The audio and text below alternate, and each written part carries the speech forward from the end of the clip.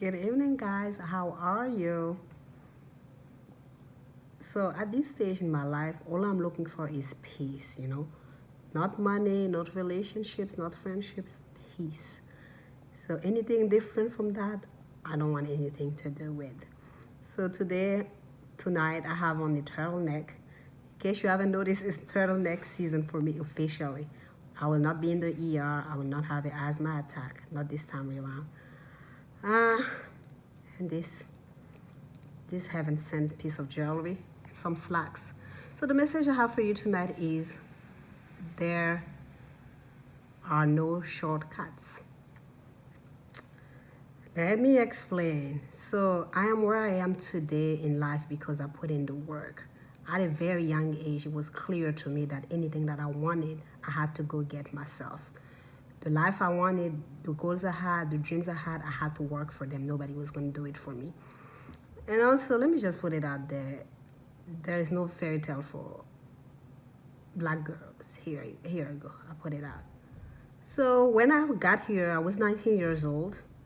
I was on my own. I had to work 3 jobs to put myself through school. But guess what? I did it. Why? Because I didn't want to make minimum wage for the rest of my life. I wanted more out of life than just waking up, wearing my uniform, going, standing on my feet 8 to 12 hours, ringing up people, feeding them. I could be on the other side of the counter. And that's what I always told to one of the managers because he was just so mean and evil. I told him the difference between you and me is that I'm just here temporary. And very soon enough, I'll be on the other side of the counter. And I made sure that happened because you have to put in the work. You cannot just want things and without working for it. So while I was working 3 jobs, taking 7 classes, 21 credits, I also had a very active life on campus. I was part of the student government. I was a senator for my major, and my social life was really high too. I was always like partying.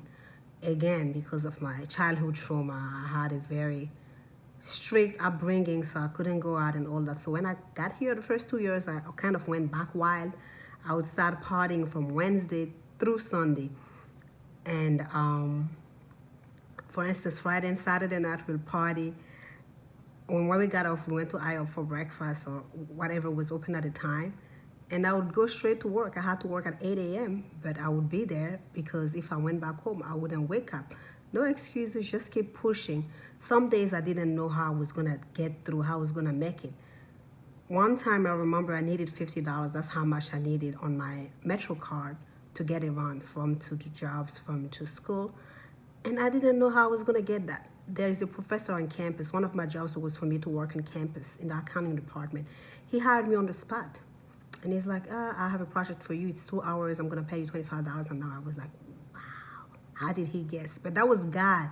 Every time when you're on the right path, I know it's not going to be easy. You're going to have some struggles, but God will never fail you. So all along, all throughout my life, I had those reminders that you're doing the right thing, those perfect timings. So that was one case. Another case was I had a great manager. I think she's the best manager up to date, Elsie.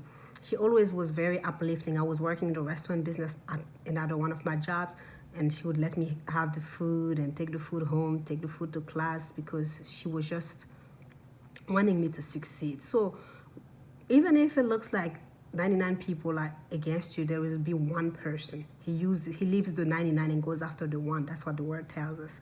So she would help me, and I remember she was 28.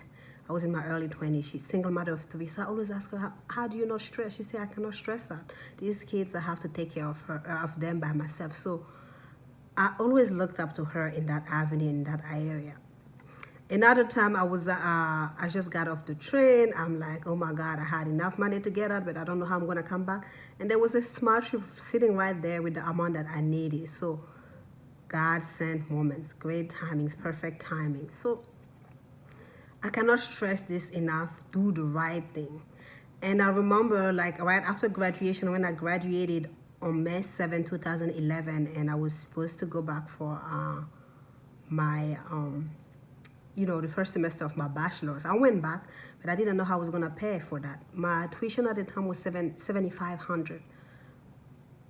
I didn't know how I was going to, afford that.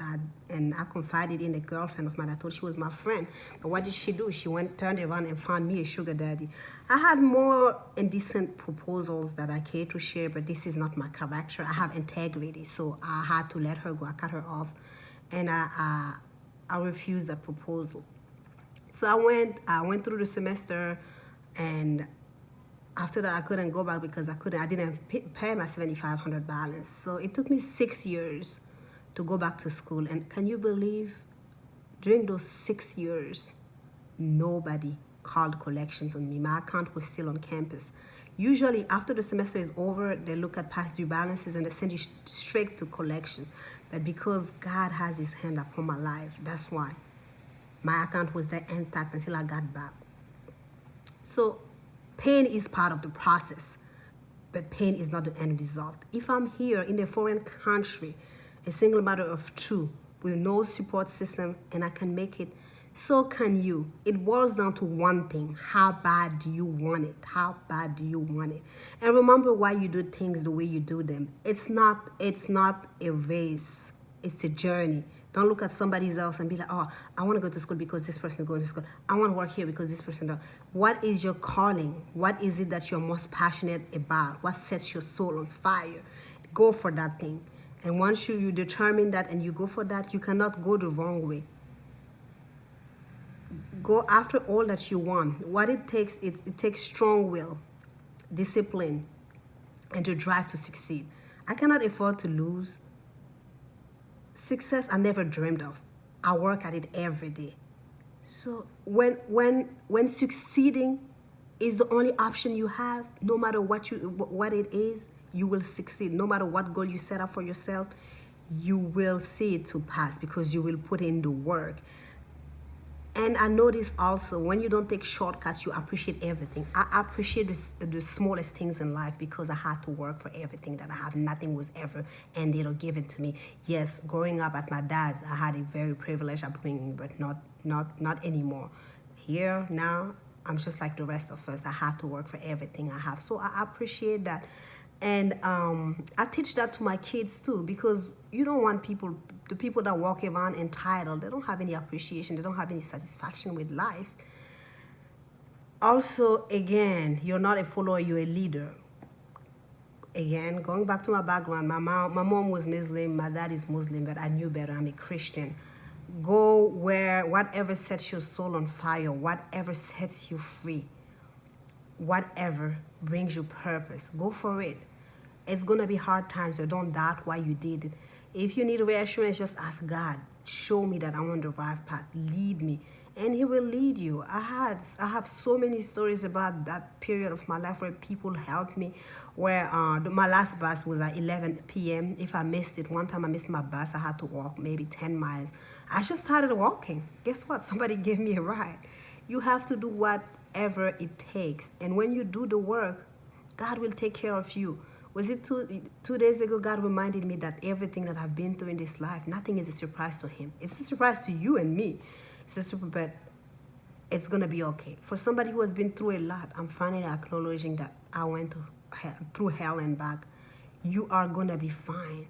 But there's no shortcuts. Do the work. Do whatever it takes. Position yourself to succeed. Position yourself to prosper. But above all else, have an unshakable faith. That's what has kept me and still is keeping me going. So thank you for tuning in. For the full hairstyle and outfit, follow me on Instagram at Aisha for His Glory. Don't forget to like my Facebook page, Dress for Success with Aisha. I'll talk to you guys soon. Mwah, mwah.